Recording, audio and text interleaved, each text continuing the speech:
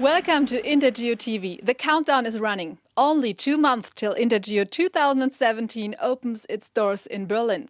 From the 26th to the 28th of September, more than 550 exhibitors from over 30 countries meet more than 17,000 visitors from all over the world. Inspiration, innovations and intensive debates. There's nowhere else that you'll find so much geo-IT information gathered under one roof. As special subjects, Copernicus, BIM, UAVs and smart cities are presented at INTERGEO.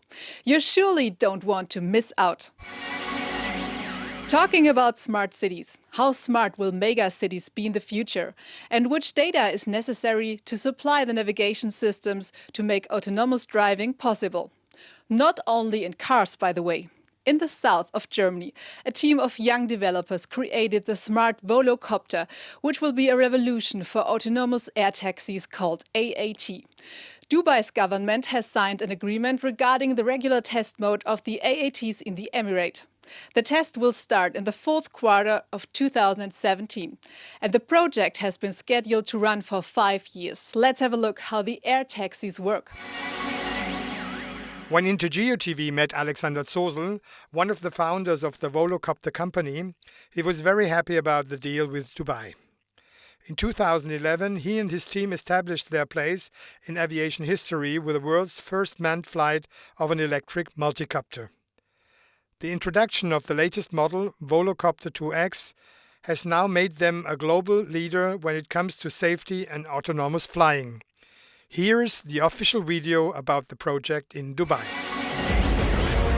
RTA has announced the signing of an agreement with the German Volocopter company, a specialist manufacturer of autonomous air vehicles, to launch the world's first autonomous air taxi, AAT, capable of transporting up to 2 passengers.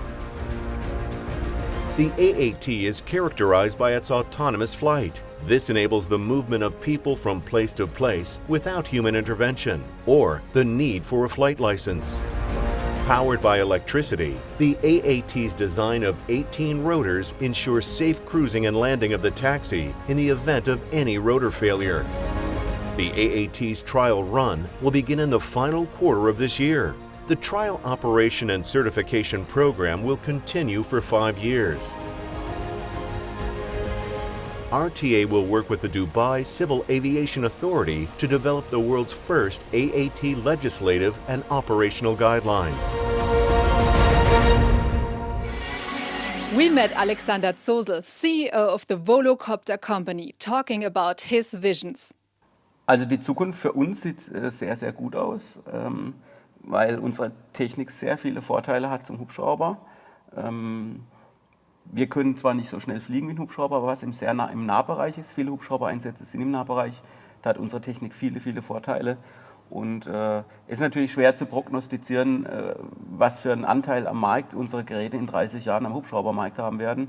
Aber es gibt auch neben dem klassischen Hubschraubermarkt ganz, ganz viele neue Anwendungen, die man mit Hubschrauber gar nicht machen kann, die man mit so Geräte machen kann. Und wie gesagt, es gibt ganz viele Veröffentlichungen, wo man uns das Transportmittel der Zukunft, also dass jedermann mit sowas herumfliegt, das sehe ich dann noch ein bisschen skeptisch.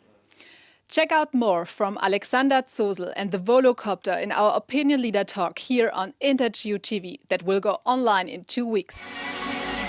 We stay up in the air and look further upwards to satellites with Copernicus as one of its headline topics. This year's INTERGEO acknowledges the growing importance of remote surveying.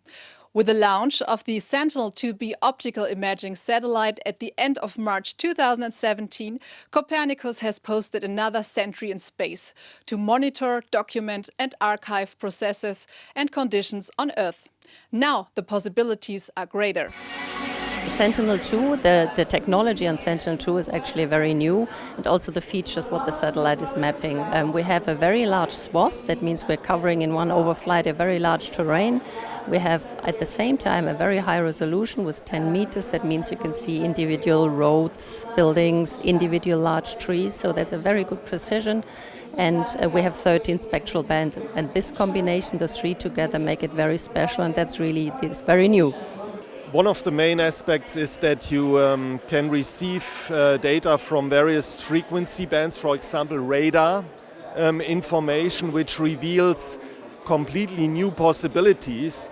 Doing interferometric measurements of the surface, you can see tensions in the crust of the Earth building up. Of course, that doesn't help you to determine when there will be an earthquake, but at least you can see those effects.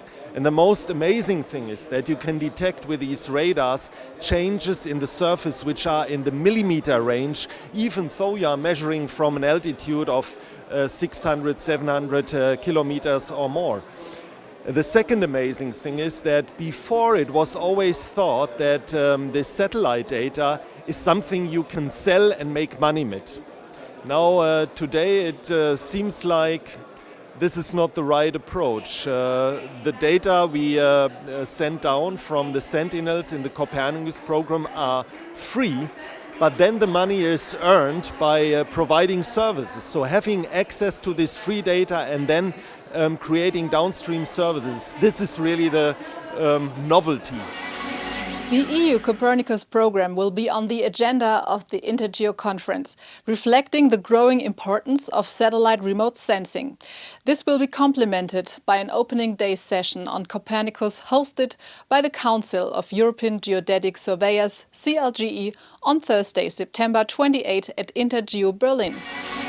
These have been the INTERGEO news for July. Stay tuned and check regularly out new videos, statements and articles here on our platform. Bye!